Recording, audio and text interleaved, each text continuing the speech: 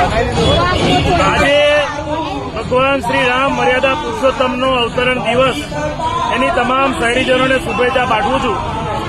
અને ચૈત્ર નવરાત્ર ચાલે છે, નવરાત્રીનો 9મો દિવસ છે, પવિત્ર ચૈત્ર માસ ચાલે છે.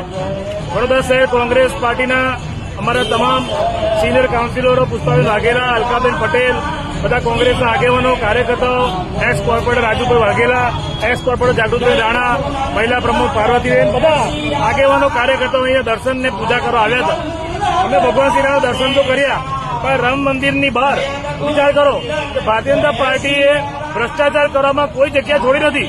ભગવાન શ્રી રામને તો ના છોડ્યા, ચૂંટણીમાં ભગવાન શ્રી રામનું નામ લેવાનું, પણ મુંહ મેં રામ બગલ મેં છુરી.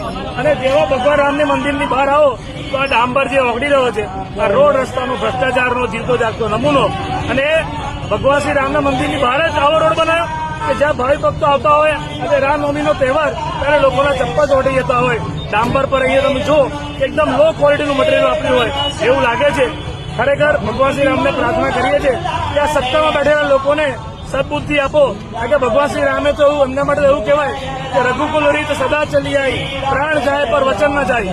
પણ જે લોકો સત્તામાં બેઠા છે, નામ લેવાનું ભગવાન રામનું અને કામ કરવાના રાવણ જેવા, આ ભ્રષ્ટાચારની ચરમસીમા વડોદરા શહેરમાં તો વિચાર કરો.